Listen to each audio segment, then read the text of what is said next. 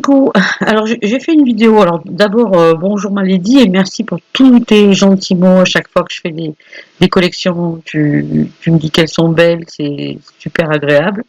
Donc voilà, merci pour ça. Et donc j'ai fait une petite vidéo pour la page parce que là j'ai le temps et puis j'expérimente le nouveau logiciel vidéo en espérant que ça marche. Et j'ai pris ta page comme j'aurais pris une autre, mais là c'est le meilleur exemple pour ce que je voulais t'expliquer en termes de proportion et d'équilibre sur les masses. Donc voilà ta page qui est jolie, hein, il y a pas de souci. Mais c'est un cas d'école pour ce genre de problématique que je vois des fois sur des pages sur des déséquilibres de masse et de proportion. Donc voilà, j'espère que les autres me parleront parler en français, mais elles comprendront certainement au fil de la vidéo de quoi il s'agit. Donc je vais attaquer tout de suite et te montrer un principe de base de la proportionnalité, hein, et de la sémiologie, c'est-à-dire les signes qu'envoie une image. Donc je te montre tout de suite, ça c'est une pyramide, tout le monde sait ce que c'est une pyramide. Dans l'imaginaire de tout le monde, une pyramide, elle a une base solide et elle est très grande. Et la proportion à un être humain, une pyramide, c'est ça. Donc quand on met deux éléments sur un même espace, donc en l'occurrence une page, qui ont non seulement un volume qui est visible, mais en plus qui est imaginé, c'est-à-dire qu'on sait qu'une pyramide c'est lourd, on sait qu'un homme c'est petit, il y a des choses qu'on peut se permettre et d'autres non. Donc le petit bonhomme, là où il est à sa juste place par rapport à la taille de la pyramide. Il peut aussi grimper sur la pyramide, ça c'est possible. Il peut aussi être positionné tout à fait en haut de la pyramide. C'est des choses qui sont possibles. Il peut se casser la figure même. Ah. Par contre, si tu vois ça sur une image, tu vas te dire, il y a un truc, le bonhomme il a trop mangé, il est fort, la pyramide elle est fake, quoi, tu vois. Ça va pas aller, au même titre que si tu t'amuses à faire l'équilibriste et de mettre déjà la pyramide, même au sol comme ça, on se demande un peu ce que c'est. On se dit, bon, c'est pas une pyramide, on sait pas ce que c'est. Mais pareil, si tu mets ça comme ça perturbe. Alors, il y a des pages, il y a des œuvres artistiques qui sont faites pour perturber. Là, on fait du scrap, donc on essaye de garder les proportions. Donc ça, c'était l'introduction, et tu vas voir ce que ça donne en termes de masse sur une page de scrap. Donc ta page, qui est très jolie, a un véritable problème de proportion et de masse. Donc en deux niveaux. Donc je te montre par exemple ce que je fais souvent pour montrer la problématique de masse sur une page, c'est que je fais un carré sur les sujets principaux. Donc il y a deux sujets sur ta page, voilà, euh, qui font deux masses différentes. Donc celui d'ici, c'est la grosse masse noire. Visuellement, on englobe tout ce qu'il y a autour, hein, pas que les photos. Et en bas, c'est la... Donc là, c'est un petit peu, comme je t'ai montré tout à l'heure, le bonhomme et la pyramide. C'est-à-dire que la photo d'en bas, elle supporte tout le poids de la masse de la photo d'en haut. Et c'est un peu inconfortable. C'est-à-dire que cette partie-là est plus envahissante que cette partie-là. Donc, elle l'écrase totalement. D'accord. Donc ça, pour te montrer à quel point c'est important, tu vas voir, je vais faire tourner cette page. Donc, tu me l'as fait comme ça. On pourrait imaginer qu'ici c'est une photo et ici c'est un tag avec des inscriptions. Ça n'aurait pas le même problème. Mais là, on est bien parti sur deux photos, hein.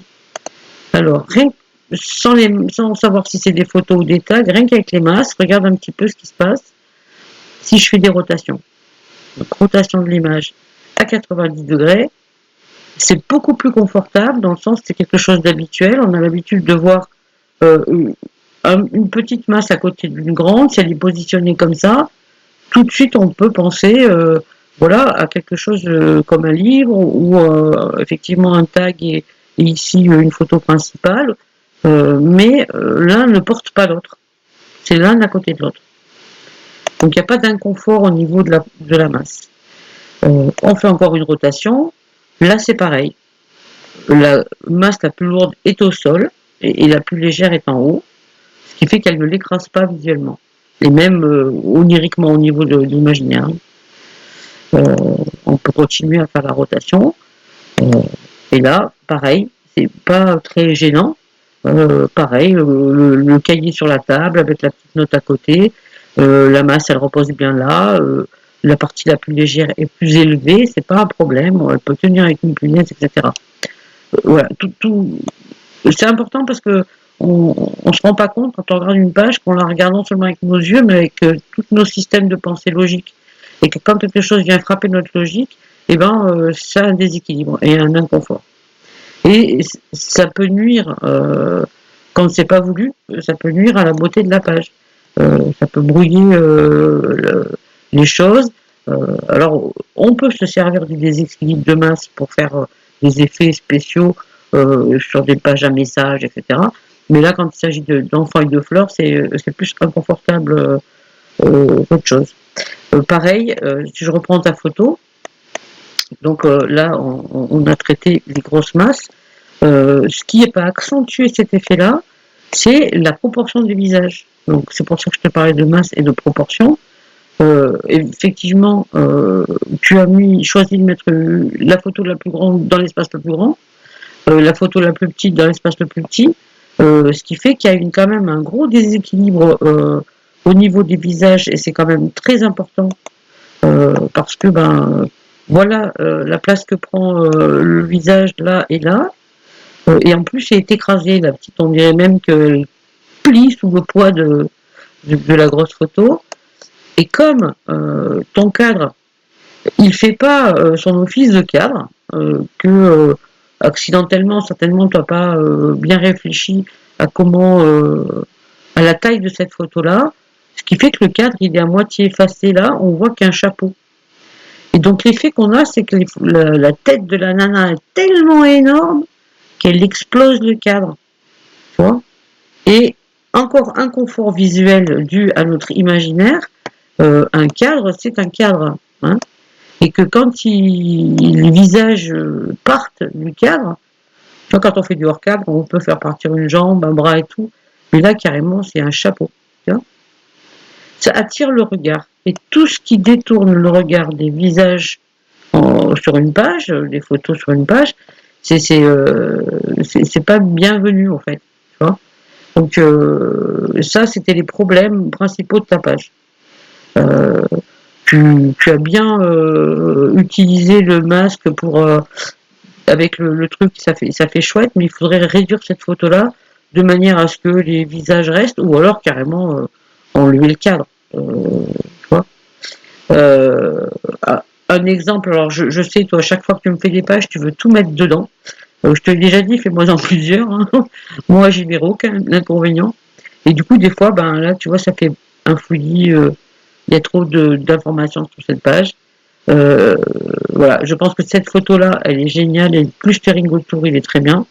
Tu aurais très bien pu te contenter de faire voilà, ton sujet principal. Hein. Bon, là, je l'agrandis, donc c'est fou. Un style comme ça, en mettant des splatters ou autre chose. Voilà. C'est pas la peine d'essayer parce que j'ai fait des clusters, etc., d'en mettre le maximum sur une seule page. Surtout quand c'est fouillis, ce kit est plein de petites brindilles, c'est assez fouillis. Donc voilà, c'était juste une petite correction, un petit cours sur les masses. Je te fais d'énormes bisous et merci encore pour tes encouragements. Tu peux pas savoir à quel point ça me fait plaisir, surtout que tu es quand même l'une des rares à le faire, il faut le souligner. Donc je te fais des bisous, je vais essayer d'éteindre cette vidéo. À bientôt.